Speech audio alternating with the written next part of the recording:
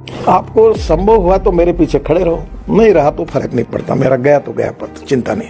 मेरा गया तो गया पथ, चिंता नहीं।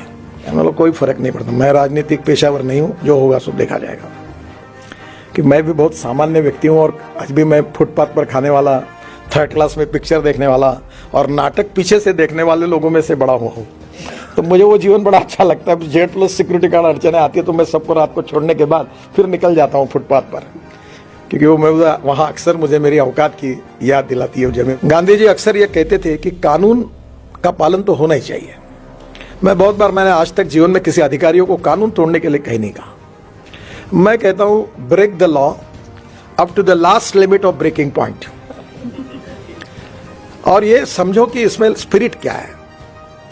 और दूसरी बात गांधी जी ने कही है कि जब आपको ऐसा लगेगा कि आपका कोई भी निर्णय करने के लिए ये निर्णय गरीब व्यक्ति के हित में, जो शोषित है, पीड़ित है, दलित है, सामाजिक, आर्थिक, शैक्षणिक दृष्टि से पिछड़ा हुआ है और उस व्यक्ति से इससे न्याय मिलने वाला है, तो इस न्याय को, इस कानून को अगर आपको तोड़ना पड़ेगा तो आप जरूर तोड़िए, क्योंकि उसमें उसका हित है। पर जब कानून तोड़ते हुए किसी व्यक्तिगत स्वार्थ के लिए, किसी और उद्देश्य से जब तोड़ोगे तो वो गलत होगा। मुझे बहुत अच्छा अनुभव आया। मैं महाराष्ट्र में मंत्री था और अमरावती जिले में एक मेड़घाट तहसील थी और वहां 2500 बच्चे कुपोषण से मर गए। और वो मरने के बाद काफी वर्ल्ड लेवल पर काफी हाहाकार मचा। आपको याद होगा, ये 96-97 की बात थी। तो हमारे मुख्यमंत्री जो थे मनोहर जोशी, वो मुझे कहते थे कि नितिन, ये कैसी स्थिति है, ये मेड़घाट में 450 गांव है, एक भी गांव में रास्ता नहीं है, ये लोगों का कैसे होगा। तो फिर वो बार बार, मैं भी पीडब्ल्यू मिनिस्टर था, मीटिंग करवाता था और फॉरेस्ट एंड एनवायरनमेंट के चीफ कॉन्जर्वेटर ऑफ फॉरेस्ट आते थे और 4 से 5 बार मनोहर जोशी उनको कहते थे।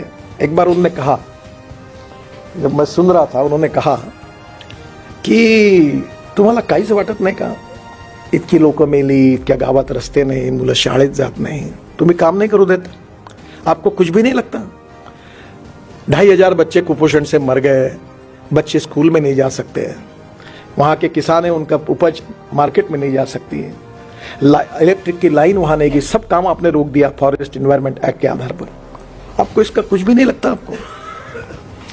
तो चीफ कॉन्जर्वेटर ऑफ फॉरेस्ट ने कहा कि sir, I am very sorry, पर मुझे आपको जवाब देना है तो यही है कि I am helpless, I can not do anything. तो मनोहर जोशी जी आगतिक हो गए।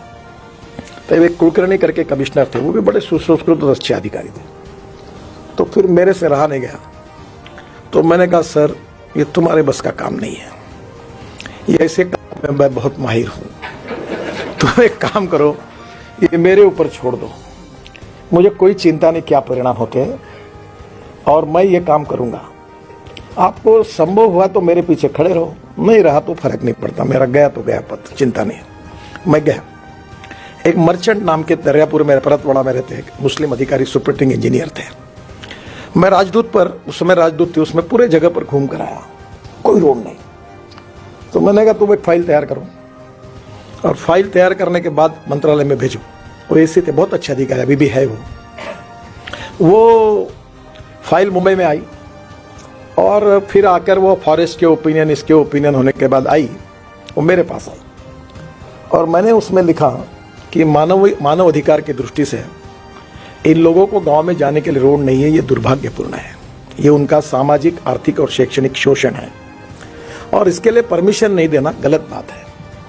और इसलिए मैं मंत्री होने के नाते ये निर्णय देता हूँ कि एक्ट कुछ भी कहे, मैं ऐसे आदेश देता हूँ कि यह 450 गाँव में रोड बननी चाहिए और इसके बाद एक्ट के आधार पर कोई अगर इसकी रिस्पॉन्सिबिलिटी फिक्स अप होगी तो मैं जब तक मंत्री हूं तब तक और उसके बाद में भी ये व्यक्तिगत मेरी जिम्मेदारी होगी और उसके लिए मैं जिम्मेदार रहूंगा।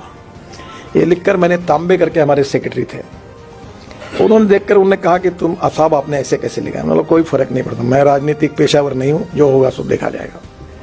और मैं गया, क्या कहा वो मैं अब नहीं बताऊंगा फॉरेस्ट वालों के लिए, क्योंकि वो ठीक नहीं होगा।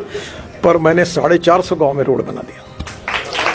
और डॉक्टर अलेक्जेंडर हमारे गवर्नर थे, बहुत अच्छे संवेदनशील व्यक्ति थे।